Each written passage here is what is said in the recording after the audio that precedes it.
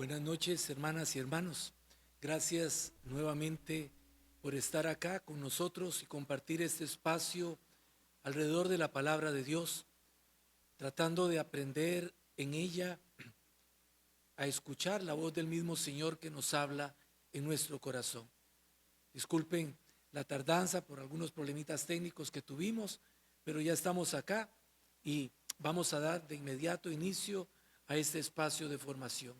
Y lo vamos a hacer invocando la presencia del Espíritu de Dios, de ese Espíritu Santo que como luz necesitamos constantemente en nosotros para poder ser iluminados de tal forma que acojamos la palabra con el mismo sentir con que esta palabra fue pronunciada. Gracias te damos, Señor. Te bendecimos porque eres el dador de todo bien, porque estás siempre con nosotros en el camino de la vida, porque no dejas de abrirnos oportunidades para poder escucharte y a la luz de tu palabra poder ver iluminada toda nuestra existencia, todo lo que en nuestra vida cotidiana acontece. Gracias por ello, Señor, porque has querido hacerte palabra en nuestro camino, porque al igual que a los discípulos de Emaús, tú iluminas en nuestra vida los momentos de oscuridad, tornándolos en luz, porque tú vienes a nuestra vida en los momentos de desesperanza para alentarnos y para llenarnos de un nuevo optimismo, porque tú nos enseñas a interpretar nuestra vida como historia de salvación. Gracias porque al hacerte palabra en nuestra vida, todo esto lo realizas, todo esto lo obras. Regálanos tu espíritu, para que este espíritu como maestro interior suscite en nosotros una actitud abierta, una actitud de discípulos, de tierra fecunda que acojan la semilla de tu palabra. Danos tu espíritu para que sea Él quien nos instruya y para que sea Él quien nos guíe al conocimiento de la verdad completa. A ti, Señor, en el Espíritu y en la comunión del Padre, el honor, el poder y la gloria por los siglos de los siglos. Amén. Bien, hermanos, en esta actitud en la que hemos iniciado la semana anterior, esta escuela de formación bíblica es en la que nuevamente nos volvemos a encontrar. Recordemos el texto del Evangelio según San Juan en el capítulo 6 que mencionábamos hace 8 días, como Jesús interroga a sus discípulos de frente al alejamiento que van teniendo todos aquellos que le siguen y cómo Jesús les pregunta si ellos también quieren abandonarlo. Y Simón Pedro responde: Señor, ¿a quién vamos a ir si solamente tú tienes palabras de vida eterna? También nosotros hoy queremos decirle nuevamente al Señor: ¿a quién vamos a ir, Señor? Solo tú tienes palabras de vida. Permítenos pues encontrarnos contigo, permítenos encontrarnos con tu palabra, en esa palabra en la que tú te revelas y a la luz de esa palabra poder comprender nuestra vida. Es posible que hoy estén con nosotros algunos hermanos o hermanas que no tuvieron la oportunidad de acompañarnos la semana anterior, aunque la grabación de nuestro primer encuentro de formación está en la página de YouTube de la diócesis de Limón. Ahí lo pueden encontrar. No obstante, quisiera volver atrás recordándoles que estábamos reflexionando sobre el texto del capítulo 1 de la carta del apóstol Santiago, versículos del 18 al 25. Y nos encontrábamos en ese texto 4 criterios, de los cuales nos detuvimos en 2 la semana anterior y hoy vamos a detenernos en los otros 2. Estos 4 elementos que el apóstol Santiago señala son los que nos permiten a nosotros amasar la actitud correcta con la cual debemos hacer frente a la palabra de Dios, con la cual debemos abrirnos a esa palabra para poder captar en ella lo que el Señor nos quiere decir. Recuerdo, el primer elemento era purificarnos de toda inclinación torcida, de todo pensamiento torcido que nos pueda hacer adentrarnos en la palabra en una actitud equivocada. La segunda actitud era la acogida de esa palabra como tierra fecunda. Y ahora nos detenemos a mirar la tercera y la cuarta actitud que el apóstol Santiago nos señala. Y de inmediato entramos en la tercera, el tercer señalamiento que el apóstol Santiago nos hace: considerar atentamente esta palabra.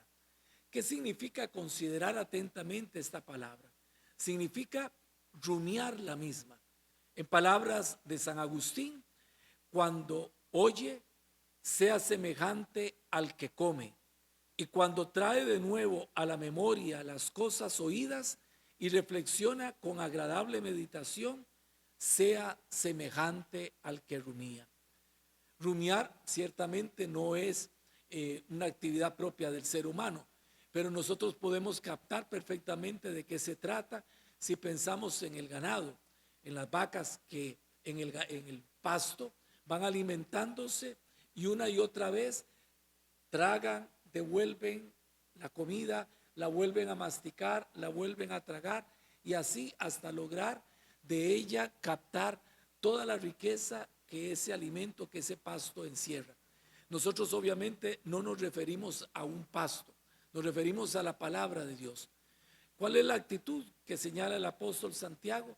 La necesidad de compenetrarse con esa palabra, de considerar esa palabra, es decir, de traerla de nuestro interior a nuestra mente y de llevarla de nuestra mente a nuestro corazón, para en ese movimiento constante poder ir extrayendo de esa palabra toda la riqueza que ella nos regala y a través de la cual el Señor nos está hablando.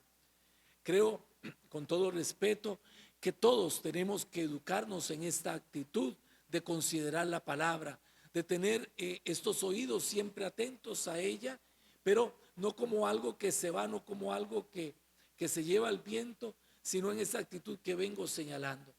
Porque a veces somos un poco distraídos y nos pasa lo que en la vida cotidiana. En la vida cotidiana muchas veces suele sucedernos que de repente estamos conversando con una persona y no le estamos prestando atención, no estamos sabiendo ni lo que aquella persona nos dice. Y si esa persona de un momento a otro se queda esperando una respuesta o se queda esperando a que nosotros hagamos eco de lo que nos han dicho, ya no sabemos ni siquiera qué decir, porque en el fondo no le hemos prestado atención, porque aquella palabra no ha dejado el extracto de su alimento en cada uno de nosotros. Por eso se requiere de esta actitud. Y señalaría yo, perdón, algo muy concreto que en la vida nosotros podemos practicar, podemos comenzar a practicar si es que no lo practicamos. Yo he escuchado muchas veces personas que dicen que la Eucaristía no les llena, y siempre me quedo preguntándome por qué algo tan admirable y tan grandioso como el sacramento de la Eucaristía puede ser que no le llene a alguien. Y en el fondo es porque a veces no conectamos, no enchufamos con lo que estamos celebrando. Y nuestro contacto con esa celebración, como lo es la Eucaristía, pero podría ser la celebración de cualquier sacramento, comienza justamente en la escucha de la palabra. Y si nosotros venimos a escuchar la palabra, pero venimos desconectados, mientras nos vamos conectando, ya la proclamación de la palabra terminó. Ustedes me dirán, entonces, ¿qué podemos hacer? Y esto indica de cómo, por ejemplo, para venir a la Eucaristía, debiéramos prepararnos con anticipación. Ojalá haber leído los textos, haber reflexionado sobre ellos.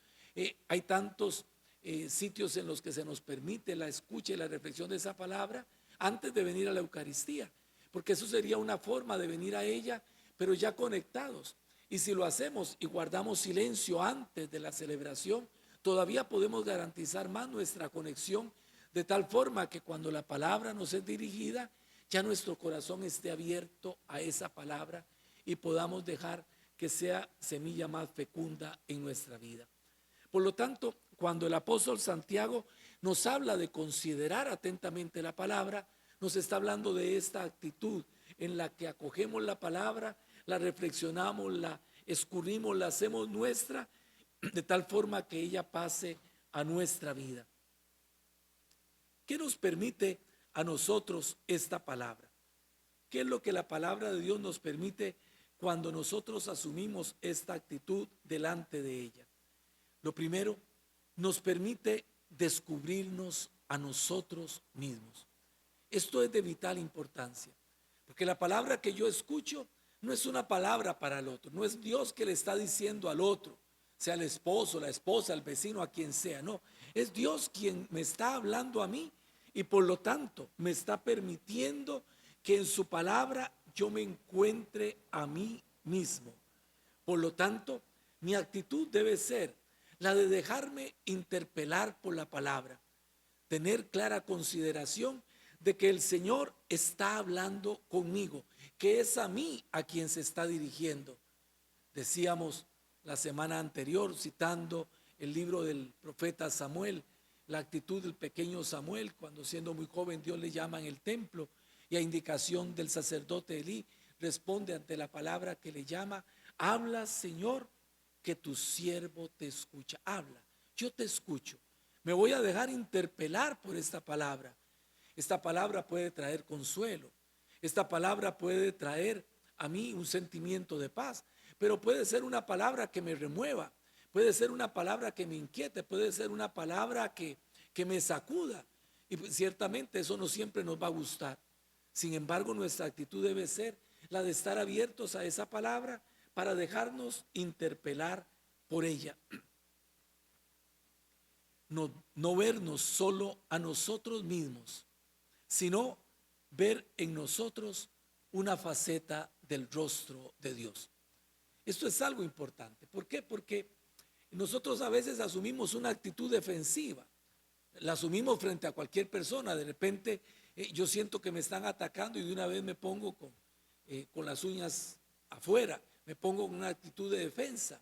Y eso me puede pasar con respecto a Dios. Cuando yo no quiero que Él me diga algo, cuando no quiero que me interpele, yo entonces me bloqueo y me pongo en una actitud defensiva. Es que tal cosa, y comienzo con mis justificaciones o comienzo a decir que es al otro al que Dios le está hablando, etcétera.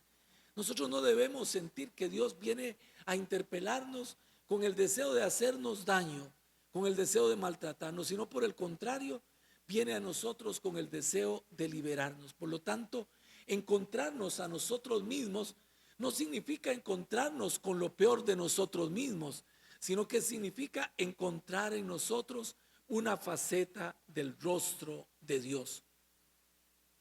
Qué hermoso es, como lo dice San Gregorio Magno, uno de los santos padres de la iglesia en el siglo VII. Él dice que la escritura es una carta de Dios omnipotente a su criatura. En ella se aprende a conocer el corazón de Dios en las palabras de Dios. Y podríamos decir, mirando el corazón de Dios en las palabras de Dios, aprendemos a descubrir de nosotros lo mejor de nosotros mismos, que es la huella que Dios ha dejado.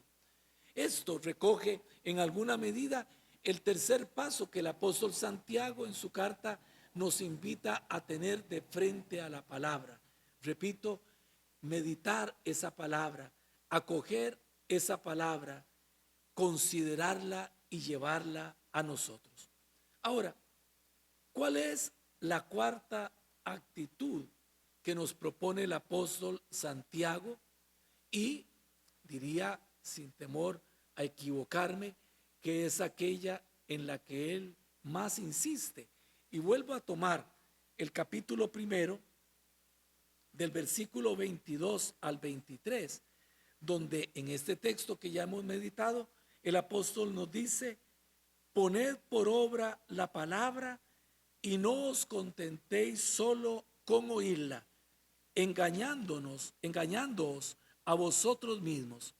Porque si alguno se contenta con oír la palabra sin ponerla por obra, este se parece al que contempla su imagen en un espejo. Se contempla, pero en yéndose se olvida de cómo es.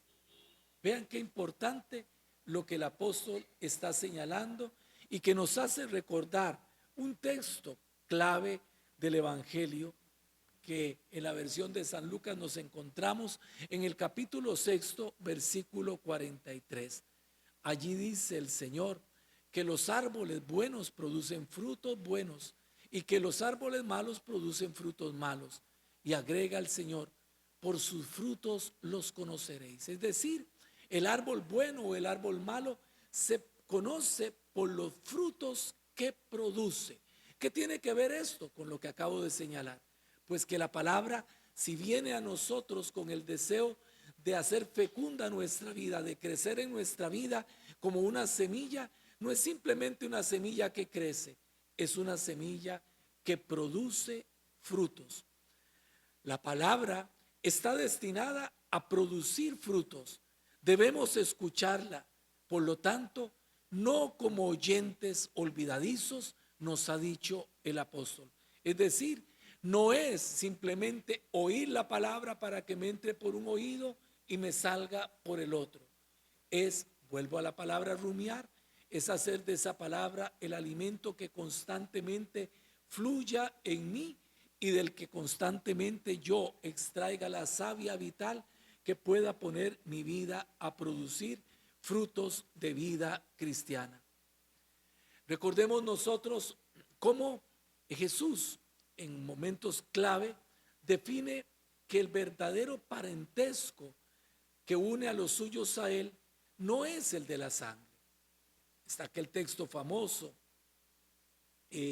cuando María, la madre de Jesús, llega con sus familiares a buscar a Jesús y llegan a decirle: tu madre y tus hermanos te buscan. Y Jesús dice claramente: ¿quiénes son mi madre y mis hermanos? Y viendo a los que estaban alrededor, claramente dice: mi madre y mis hermanos son aquellos que escuchan la palabra de Dios y la ponen en práctica.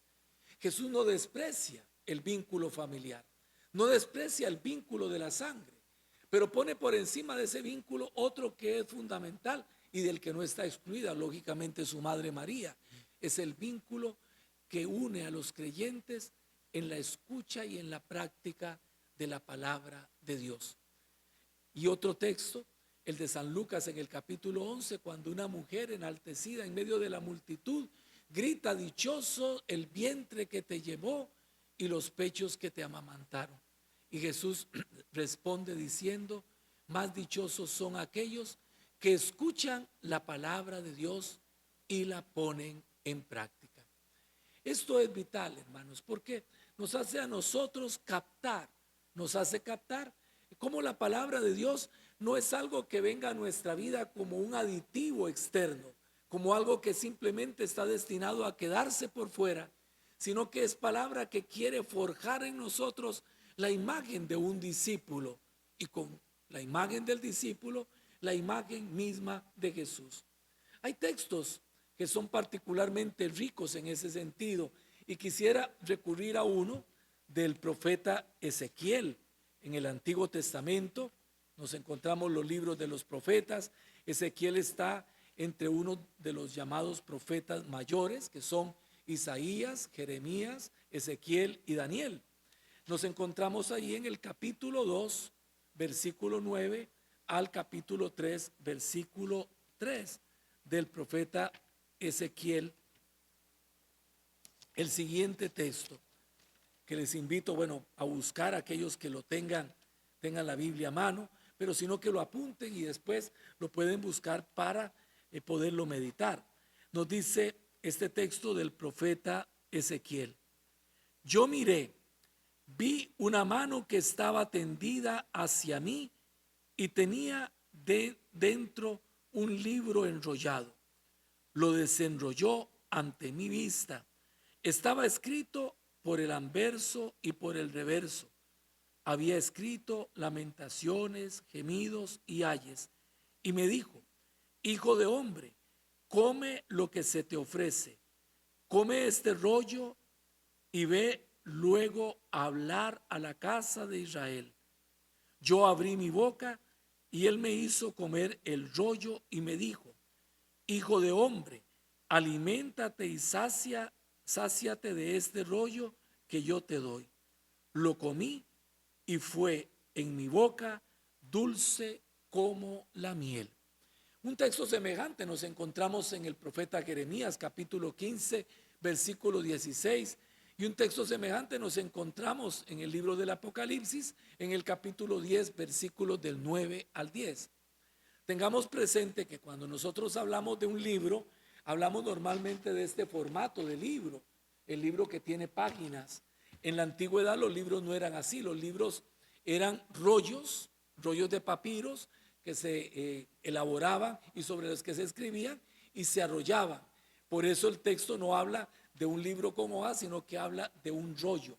Y dice claramente el profeta Jeremías que la mano extendió hacia él, se refiere a la mano de Dios, le dio el rollo, el libro de la palabra, y le dijo, cómetelo.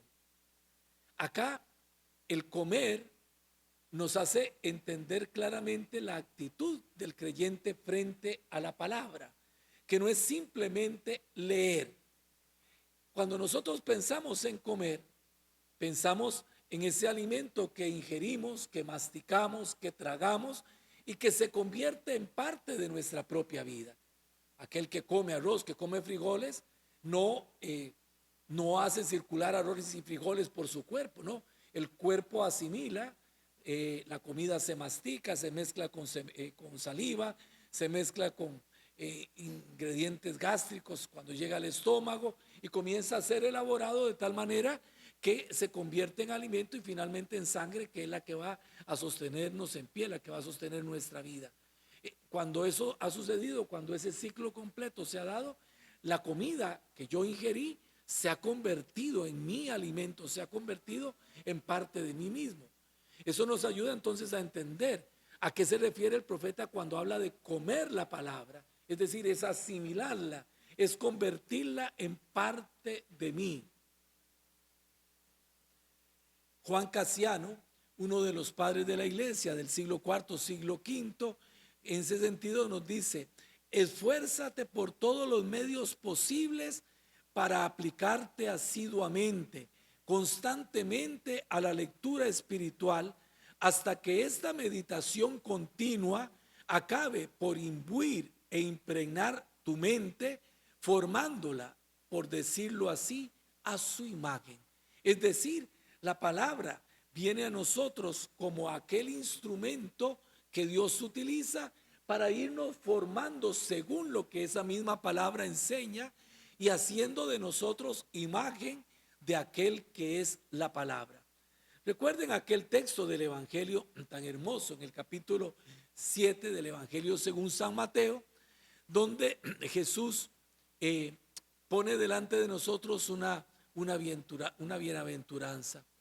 Aquellos que escuchan la palabra de Dios y no la practican, se parecen a quienes construyeron su casa sobre arena movediza. Cuando vinieron los torrentes, cuando vinieron las contrariedades, no fueron capaces de sostenerse en pie y sucumbieron. Por el contrario, dice Jesús, aquellos que escuchan la palabra y la ponen en práctica, se parecen a aquel hombre prudente que construyó su casa sobre roca.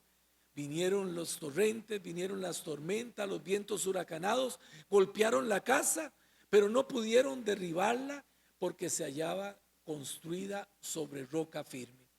Acá Jesús, utilizando la imagen de la casa, habla de nuestra vida, de la vida familiar, habla de la vida de un creyente y habla claramente de cómo la vida de un creyente construida sobre la roca firme de la palabra se convierte en una fortaleza, es decir, se convierte en una realidad tan fuerte que contra ella no pueden los vientos huracanados, no pueden las tempestades y todo lo contrario que pueda cernirse sobre la vida del creyente.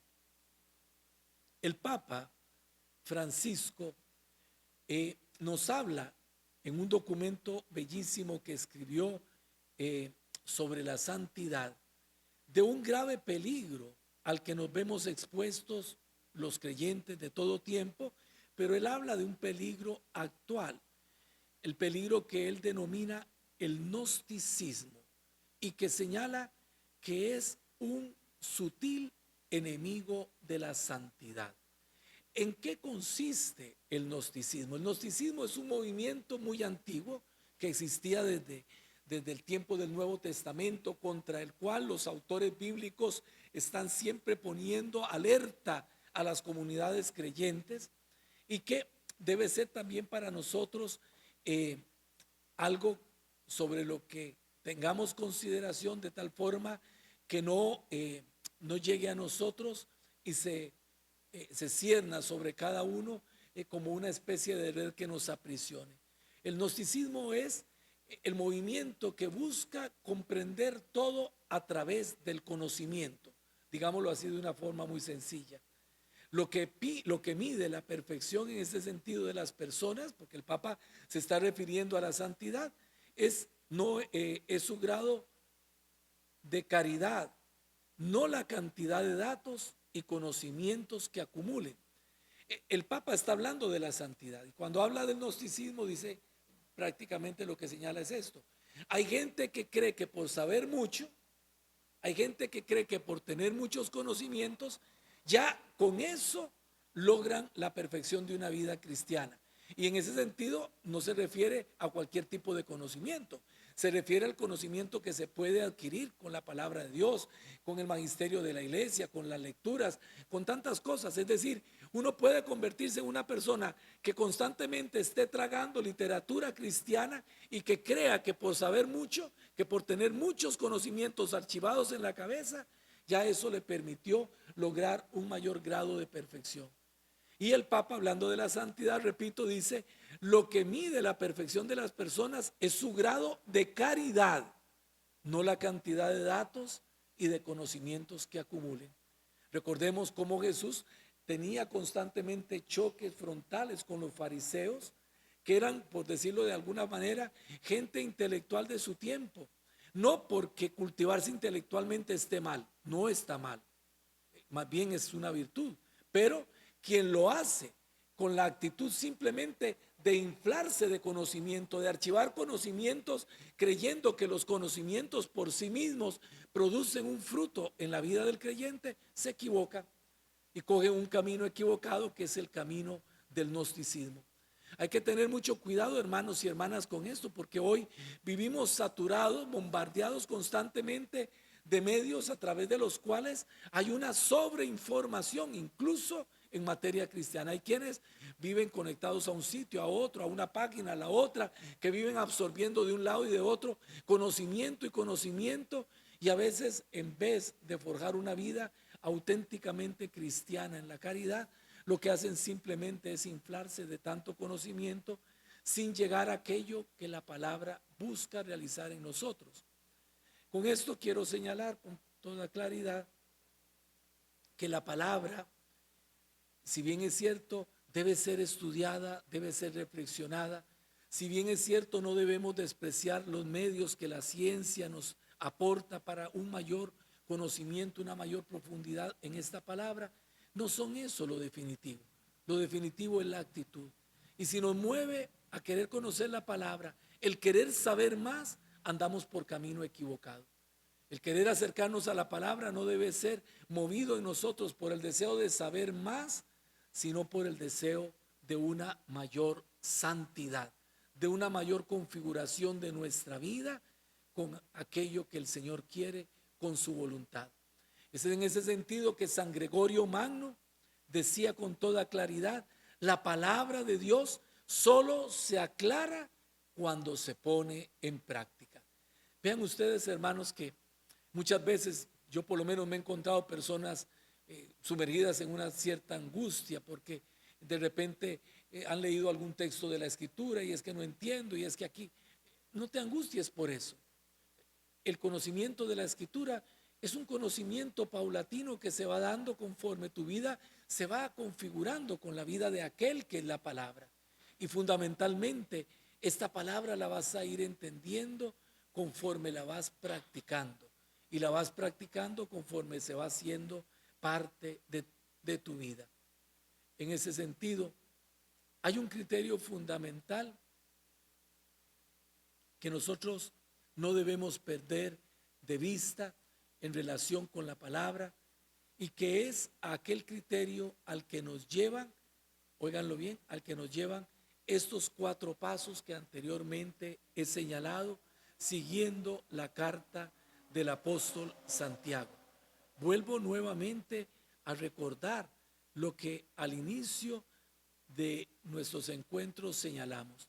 El apóstol Santiago nos habla de 4 actitudes de frente a la palabra: limpiarnos, purificarnos para poder estar en una actitud acorde con la palabra, acogerla en nosotros, considerar atentamente esta palabra, y el cuarto, poner esta palabra en práctica. Ahora vamos a entrar en este criterio fundamental que debemos tener cada uno de nosotros al escuchar la palabra, al acoger en nosotros la palabra. Recuerden que si alguno de ustedes quisiera hacer alguna pregunta, si quiere externar alguna opinión o quisiera hacer algún comentario, lo puede hacer a través de este mismo medio, escribiendo ahí en comentarios, en los comentarios que hace, escribiendo lo que desee, y acá desde la mesa en donde nos están ayudando la transmisión me los pasan a mí.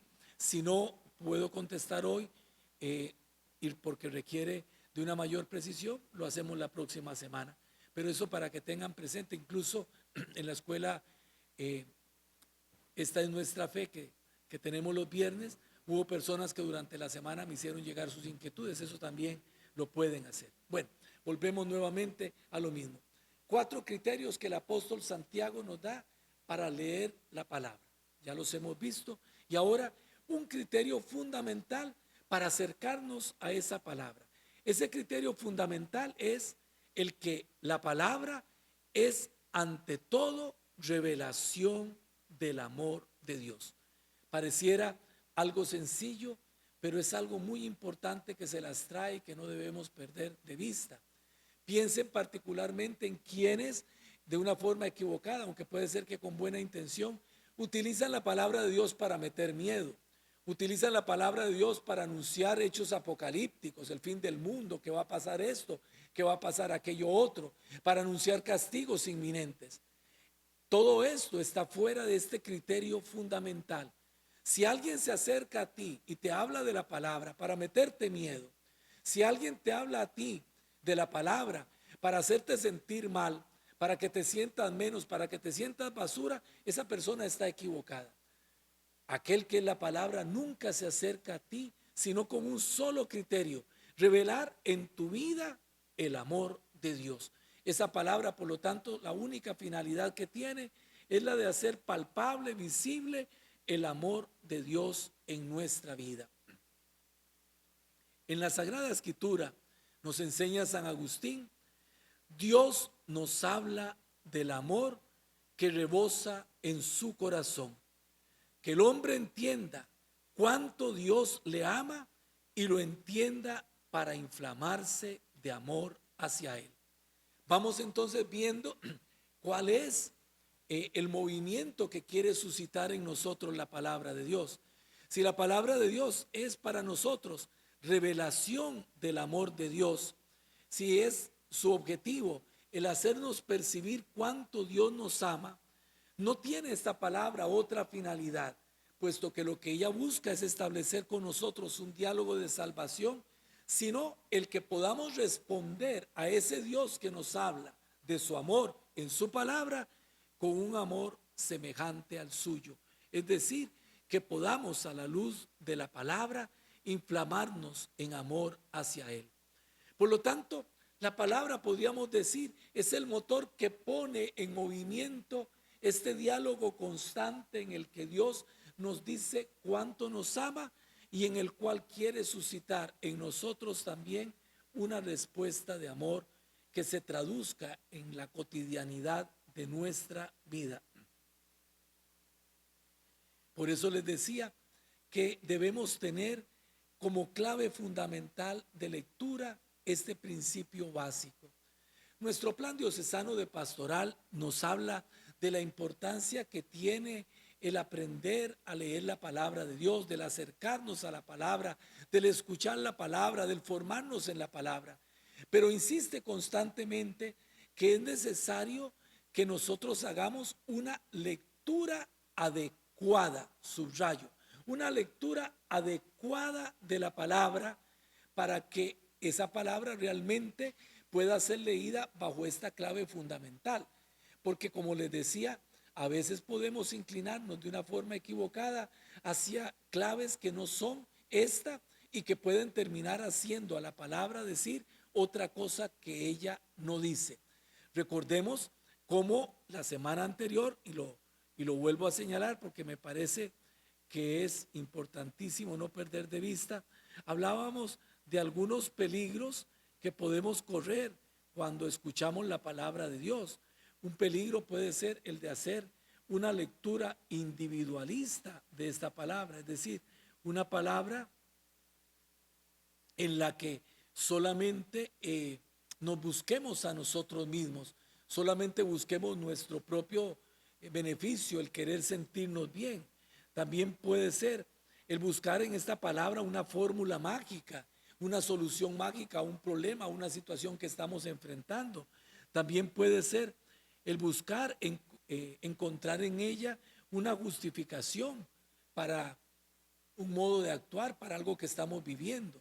Esos pueden ser peligros que nosotros corramos cuando nos acercamos a esa palabra de Dios con criterios distintos a los que la palabra misma de Dios nos da. Hay una pregunta que alguno de nuestros oyentes nos quiere hacer. Escuchemos todos.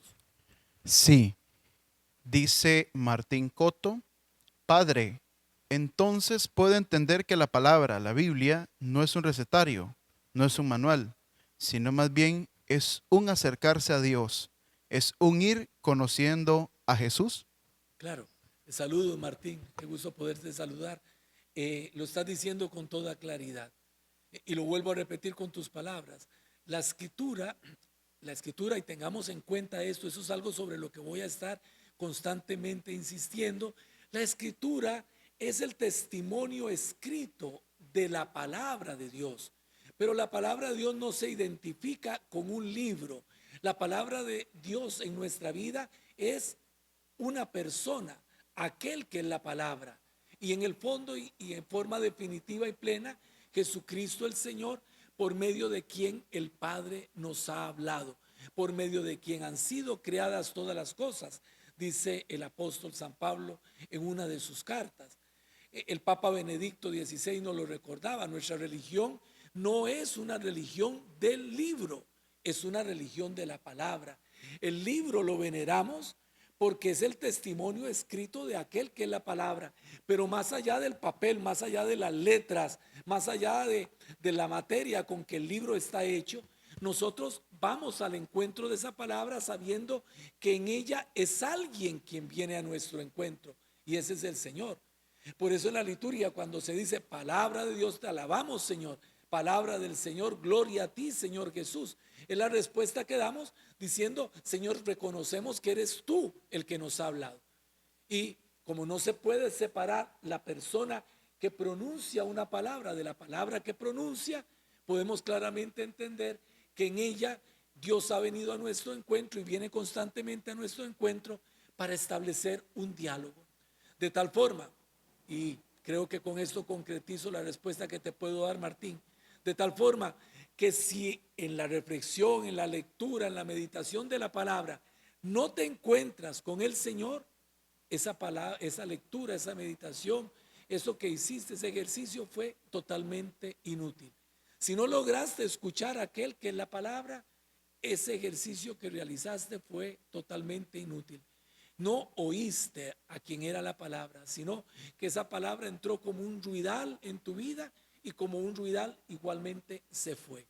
Por lo tanto, sí, tienes razón en lo que estás señalando. La palabra posibilita en nuestra vida el conocimiento de Dios, el encuentro con Dios. Recuerden la frase de San Jerónimo que creo que la semana anterior señalé. Por esa razón, quien desconoce la Escritura, desconoce a Jesucristo, porque la Escritura nos habla no de otro, sino de Jesucristo. Perdón, y aquí no quiero hablar mal de nadie, pero vean ustedes el terrible error en el que están nuestros hermanos, por ejemplo, testigos de Jehová, que no creen en Jesucristo como el Hijo de Dios, que no creen en Jesucristo como la palabra encarnada.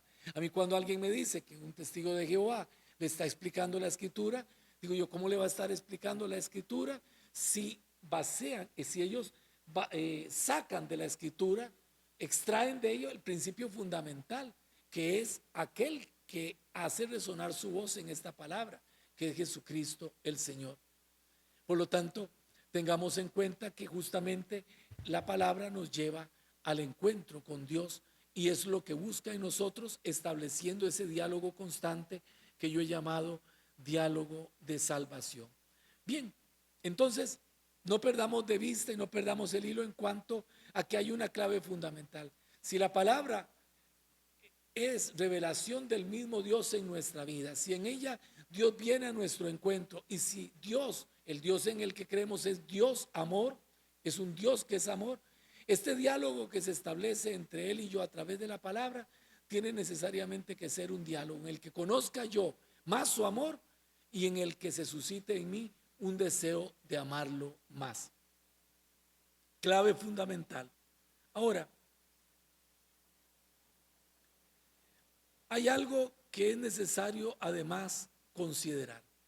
Y vean ustedes que en ese sentido cobra vida, cobra fuerza esto que vengo hablando de un diálogo entre el lector y Dios, que en la palabra me habla. ¿Por qué razón? Porque hay algo que identifica esta palabra, óiganlo bien, esta palabra con aquello que hay en mi interior. Si esta palabra, óiganlo bien, si esta palabra brota del corazón de Dios y yo tengo no a otros sino a Dios en mi corazón, entiendo por qué se establece una sintonía entre el Dios que me habla desde su corazón y cómo ese mismo Dios desde mi corazón va a responder a esa palabra. Ahí es donde se hace el clic, donde se establece el diálogo de salvación. Hay una identificación, digámoslo así, entre mi alma y el alma de la palabra. El oyente de la palabra, por eso, no se contenta con lo que puede escuchar o leer, sino que busca dentro de sí, con sencillez y confianza, el eco de esa palabra que está allí, porque Dios está allí. Óiganlo bien. Una persona puede decir, es que yo no conozco mucho de la Sagrada Escritura, porque tal vez cree de repente que el que conoce mucho es el que se la sabe de memoria. No pierdas de vista esto. El Dios que es la palabra ha querido venir a habitar en ti y por lo tanto no es fuera de ti, sino que también es dentro de ti donde tienes que buscar. Cuando te adentras en el conocimiento de la palabra, decía anteriormente, lo que haces es conocerte a ti mismo, porque esa palabra te lleva a tu interior y en tu interior descubres el eco de aquel que te está hablando. Y es allí donde se establece ese diálogo íntimo, ese diálogo de salvación. Recuerden el texto del Evangelio, porque es en ese sentido que el evangelista lo dice. Cuando vayas a orar, entra en tu aposento, entra dentro de ti mismo, métete dentro de ti mismo. No te pongas a pensar si sabes o no sabes los versículos o los capítulos. Eso lo puedes ir aprendiendo poco a poco y te va a ayudar como un instrumental. Pero la actitud fundamental es que puedas adentrarte en ti mismo, en ti misma, movido por el amor que te expresa la palabra y el amor que rebosa en ti, descubriendo el eco de aquel que es la palabra en tu propia vida. El espejo que es nuestra alma, eso sí, no lo perdamos de vista. El espejo que es nuestra alma, a diferencia del espejo de la Escritura, ya no es limpio. El espejo de la Escritura es un espejo totalmente puro. Mientras que cuando me refiero a mí mismo, hablo de un alma que ha sido ofuscada por la experiencia del pecado. Por eso el apóstol decía que es necesario como actitud inicial para escuchar la palabra, desechar toda inmundicia y abundancia de mal, purificarse. Ya hablábamos sobre eso. Al acercarnos a la palabra de Dios, es necesario, por lo tanto, una continua purificación del corazón para acoger esta palabra. Vean en qué sentido. Yo tengo que reconocer, estoy diciendo que me tengo que adentrar en mí mismo para poder captar el eco de esa palabra que habla en mí, porque mi alma y el alma de la palabra tienen una identificación fundamental que es Dios. Entonces, tengo que tener en cuenta eso, pero al mismo tiempo tengo que tener en cuenta que en mi alma se han ido pegando interferencias que yo necesito quitar, de las que yo necesito purificarme. ¿Por qué quiero subrayar esto? Y es fundamental, porque nos hace entender por qué no debemos sentirnos inclinados a una búsqueda individualista de la palabra. Repito nuevamente lo que he dicho, que es una búsqueda individualista. Yo la leo, yo la interpreto, yo la pongo a decir lo que a mí me dice, la hago decir lo que yo quiero. Cuidado, cuidado, porque si tu alma fuera tan pura como es el alma de la palabra, no habría problema, habría una sintonía total. Pero nosotros tenemos que estar en una constante purificación, de todas esas adherencias que se nos pueden haber ido pegando y que no nos dejan escuchar la palabra con toda la atención que debiéramos escucharla. Es basurita que debemos ir quitando de tal forma que podamos con un corazón puro atender a esa palabra y el diálogo que Dios quiere establecer con nosotros se pueda establecer. Una comparación muy sencilla la podemos nosotros mirar cuando conversamos con alguna persona. De repente, si yo estoy prejuiciado con esa persona, si yo tengo un mal pensamiento de esa persona, si estoy enojado con esa persona, hay algo que ya no me permite escuchar a esa persona. Pues igual va a pasar en mí con la palabra de Dios. Si hay algo que esté haciendo interferencia en mí, ya no me va a dejar escuchar a Dios que quiere hablar en mí. Por eso una lectura individualista no basta. Por eso el creyente recurre a la comunidad, recurre a la iglesia, y es en la fe de la iglesia en la que escucha esta palabra, porque la iglesia le da la certeza de que aquello que se te ha pegado a ti puedes purificarlo en el uso constante de los medios de salvación a través de los cuales la iglesia te ayuda en tu proceso de purificación. ¿Cuál es esta actitud? Nos la encontramos en el libro de los Reyes, en el rey Salomón. Salomón fue elegido rey de Israel siendo muy joven todavía. Y cuenta la escritura que tuvo un sueño en el cual Dios le habló y Dios le dijo: pídeme lo que quieras.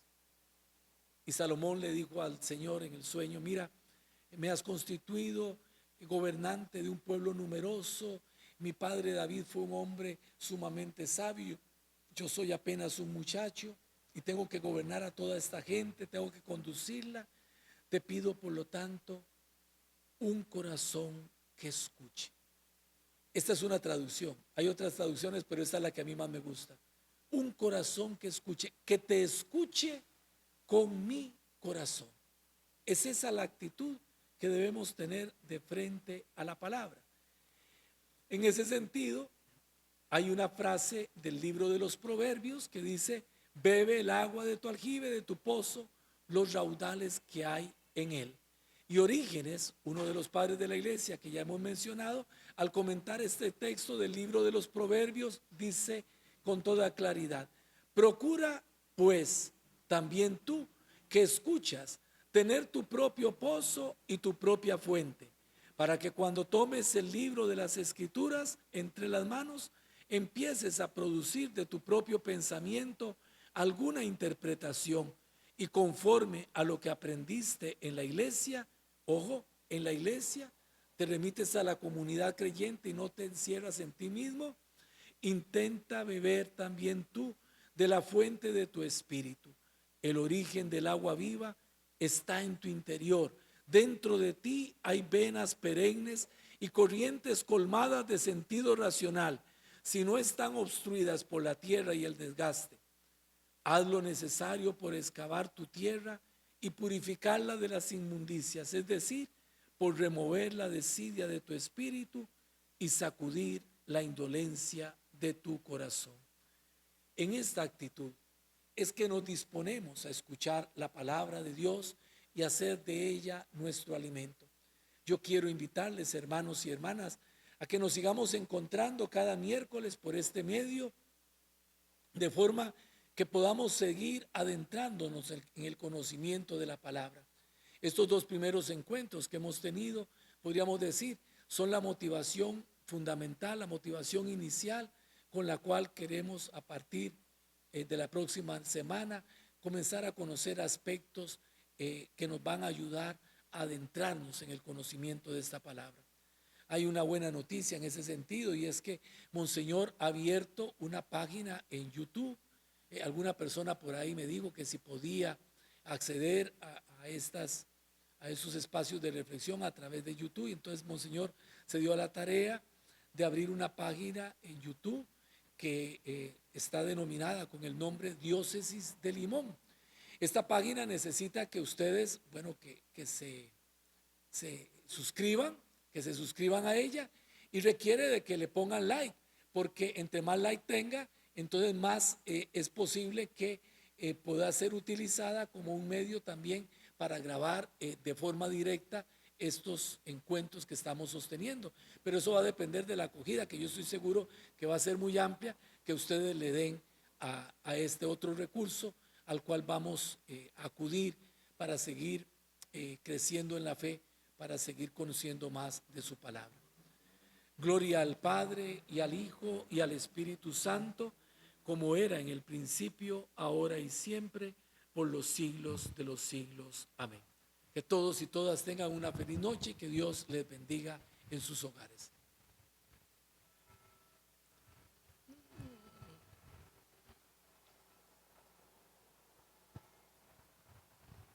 Muy buenas noches. También invitarlos, como la vez pasada, a que el próximo viernes también se unan a estos medios Defiende Nuestra Fe o Conoce Nuestra Fe. Todos los viernes de 7 a 8. Ya están los temas de la semana pasada en YouTube para que los puedan ver, aquellos que no los han visto. Realmente invitamos a todos los catequistas, a toda la gente de pastoral, para que tengan los temas ahí y los puedan ir viendo poco a poco si no tienen tiempo a esta hora. Y también invitarlos, como la vez pasada, a que por favor se unan digitalmente al ECO, se suscriban. Saben que el ECO desde el 19 de marzo salió físicamente, ya no sale. Lo hemos hecho digitalmente y ahí tienen una posibilidad también de formarse a través del ECO. Entren a la página www.ecocatólico.org. Ahí se van a suscripciones y les salen los planes. Llenan toda la encuesta que viene ahí, o los datos, los espacios que vienen, lo envían al ECO y le hacen llegar el usuario y la clave. Ayúdenos en esto. En un mes llevamos 107 suscriptores. Necesitamos por lo menos 1000 para que el ECO sea sostenible. Apóyenos en ese sentido. Gracias.